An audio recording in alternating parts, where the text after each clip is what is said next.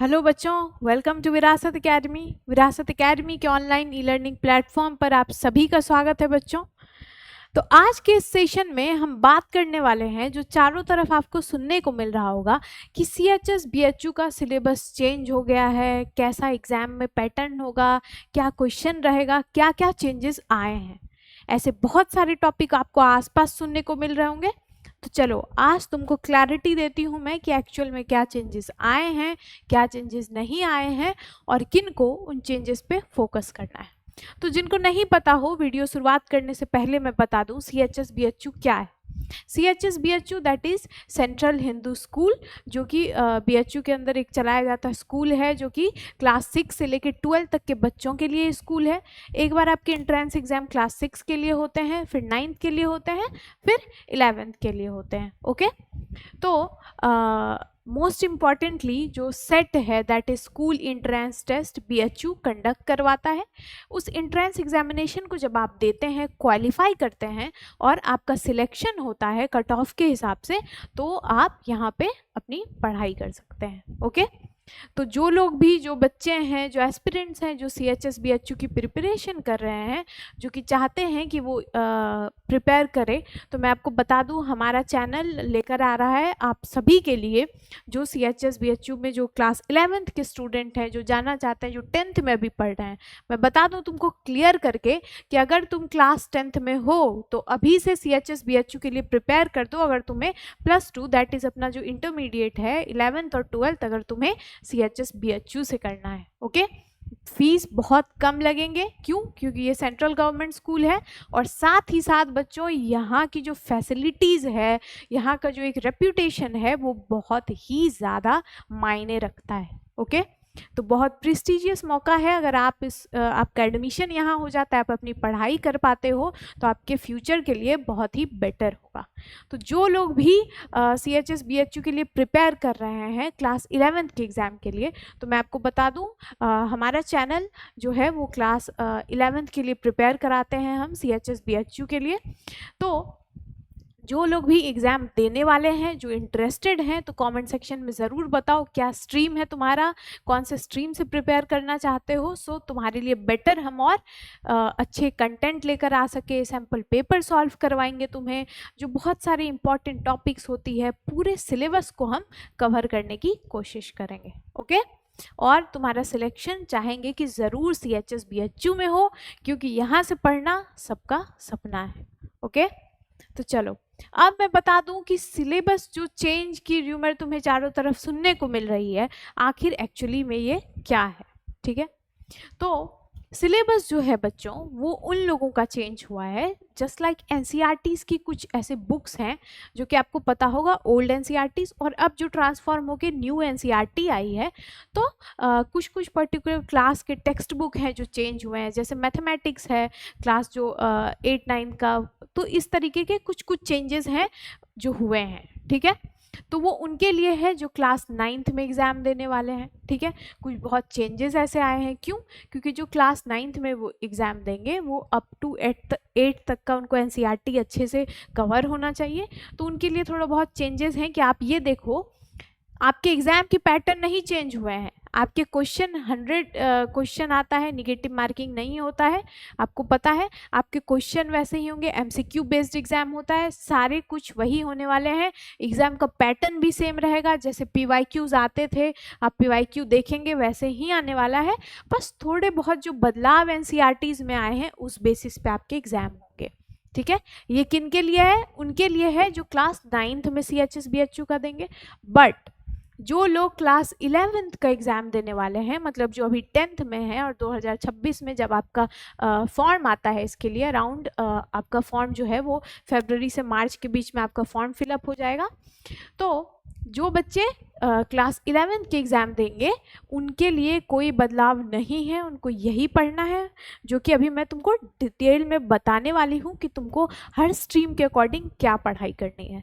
चाहे तुम science stream से क्लास 11th में एंट्रेंस देने वाले हो, या कॉमर्स स्ट्रीम से, या फिर आर्ट्स स्ट्रीम से। ओके, तो चलो देखते हैं हम सबसे पहले बात करते हैं हम क्लास 11 एडमिशन के लिए ऐसे बच्चों का जो साइंस स्ट्रीम को ऑप्ट करना चाहते हैं, मतलब जो साइंस से अपना क्लास 11th और 12th पढ़ाई करना चाहते हैं। ठीक है, तो अब उनकी सिलेबस को अगर हम देखें तो लेट्स सी हियर, जो फिजिक्स है उसके जो टॉपिक्स हैं ये देख लो। जो फिजिक्स है वो क्लास 10th लेवल का पूछा जाएगा।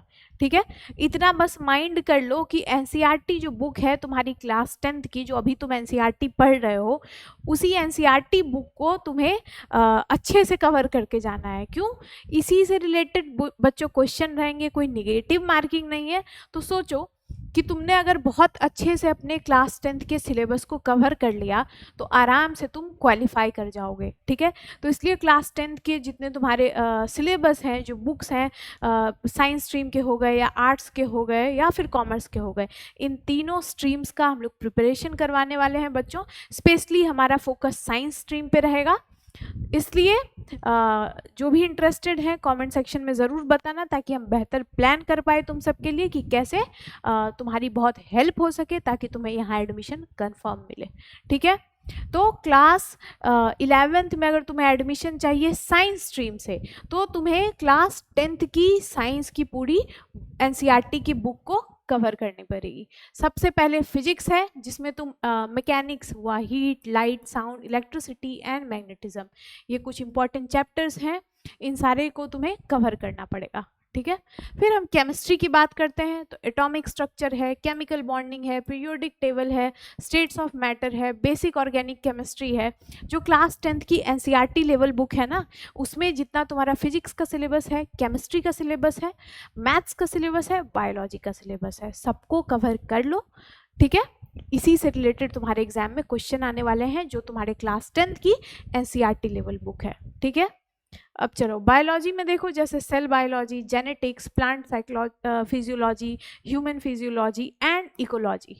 Now coming to mathematics, sets, relation, functions, trigonometry, coordinate geometry, calculus and statistics. ठीक है, तो हमें साइंस स्ट्रीम में क्या करना है, जो हमारे एनसीईआरटी बुक हैं क्लास 10th में, जो अभी आप बस पढ़ रहे हो, जस्ट टेक इट एज कि आपको इसके लिए कुछ बहुत एक्स्ट्रा एफर्ट नहीं लगाना है। बस जो आप अभी क्लास 10th में पढ़ रहे हो उसको, जिस भी स्ट्रीम से तुम करना चाहते हो 11th 12th, बस अपनी स्ट्रीम के जो सब्जेक्ट्स हैं, जो अभी तुम्हें टॉपिक्स मैंने कुछ कुछ बताए हैं, इनको अच्छे से कवर करो, इनको अच्छे से कंप्लीट करो, यहीं से तुम्हारे एग्जाम में क्वेश्चन आने वाले हैं। Okay, now coming back for those जो कि कॉमर्स स्ट्रीम से हैं। ठीक है, कॉमर्स वाले बच्चे, तुम लोगों के लिए भी सेम है कि तुम भी क्लास 10th की जो तुम्हारी बुक्स हैं उन्हीं से रिलेटेड क्वेश्चन आएगा। अब देखो, जैसे मैथमेटिक्स जिसने ऑप्ट किया तो सेम है, सेट्स है, रिलेशन है, फंक्शंस है, ट्रिग्नोमेट्री है, कोऑर्डिनेट ज्योमेट्री है, कैलकुलस है, स्टैटिस्टिक्स है। तो जैसा अभी तुम हमारे यूट्यूब पे देख रहे होगे कि मैथ्स की पूरी सीरीज चल रही है, तो ऐसे ही आगे हम CHS बेस्ड प्रिपरेशन तुम सबको करवाने वाले हैं। Okay, now coming back to economics, basic concepts of micro economics, macro economics and accountancy, जिसमें कि introduction to accounting, journal entries, trial balance या फिर financial statements. Now business studies, principles of management, business environment and entrepreneurship. ठीक है, तो ये कुछ important topics हैं जो कि देख लो। तो तुम्हें भी अपने 10th लेवल की बुक को कवर करना है। अगर तुम कॉमर्स स्ट्रीम को ऑप्ट करना चाहते हो तो इन सारे सब्जेक्ट से रिलेटेड। ओके, अब हम आते हैं आर्ट स्ट्रीम पे। तो हिस्ट्री है, एंशिएंट, मेडाइवल या फिर modern history, India and the world. अब ज्योग्राफी में हमें physical geography, human geography and environmental geography cover करना है। पॉलिटिकल साइंस में हमें Indian constitution, political theories and international relation cover करना है। इकोनॉमिक्स की बात करें तो basic concepts of micro economics and macro economics, जो भी मैंने तुमको बताया, तो ये है तुम्हारे आर्ट स्ट्रीम का। इसमें भी तुम्हें क्या करना है, क्लास 10th लेवल पे जो तुम्हारे आर्ट से रिलेटेड सब्जेक्ट्स हैं, जैसे हिस्ट्री हुआ, ज्योग्राफी हुआ, पॉलिटिकल साइंस हुआ, इकोनॉमिक्स हुआ, इनसे रिलेटेड तुम्हें प्रिपेयर करना है। ओके, और साथ ही मैं तुमको बता दूं कुछ क्वेश्चंस तुम्हारे करंट अफेयर से आएगा, जनरल नॉलेज से आएगा।